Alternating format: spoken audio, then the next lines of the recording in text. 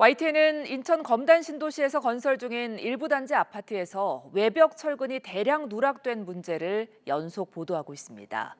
앞서 지난 4월 지하 주차장이 무너졌던 검단 신도시의 다른 단지 구조 설계를 맡은 업체가 여기서도 설계를 담당하는 거로 확인됐는데요. 외벽 철근 누락 위험성을 LH에 처음 알리고 전면 재시공을 주장한 감리단장은 교체까지 된 거로 드러났습니다. 박정현 기자의 단독 보도입니다.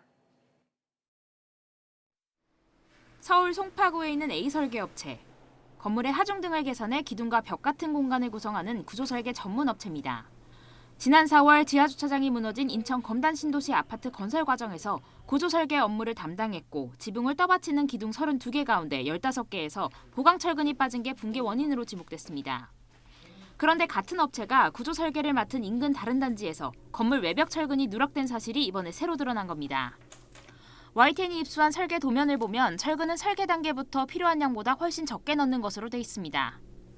LH와 업체 측은 철근이 얼마나 필요한지 계산하는 과정에서 숫자를 실수로 잘못 적어 넣은 거라고 해명합니다. 원래 12.96제곱센티미터가 들어가야 하는 수직 철근을 3.57제곱센티미터로, 9.51제곱센티미터가 필요한 수평 철근도 3.57제곱센티미터로 오기했다는 겁니다. 시공사인 동부건설은 설계 과정에는 참여하지 않은 채 설계 도면에 적힌 대로 시공한 만큼 문제가 있다는 걸 알아채기는 어려웠다는 입장입니다. 이런 가운데 LH는 해당 시공 현장에서도 철근이 빠졌다는 걸 철근 누락과 그에 따른 주차장 붕괴로 한창 여론의 문매를 맞던 지난 6월에야 인지했습니다. 감리단장에게 처음 들어 알게 된 건데 이후 대응에서도 석연치 않은 구석이 많습니다. 수차례 소집된 대책회의에서 감리단장은 안전성을 완전하게 보장하려면 문제가 되는 부분을 해체하고 처음부터 다시 지어야 한다고 제안했습니다. 하지만 LH는 이를 받아들이지 않고 이미 세운 기둥에 모자란 철근을 추가로 덧대 보강하는 방법을 선택했습니다.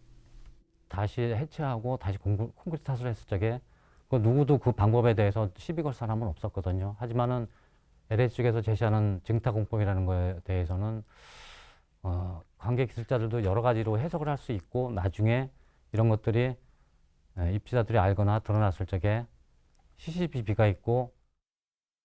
문제를 제기한 감리단장은 현장에서 빠지라는 LH 측 요구를 거부했다가 되레 소속된 감리업체 인사위원회에 회부된 뒤 해임됐다고 주장합니다.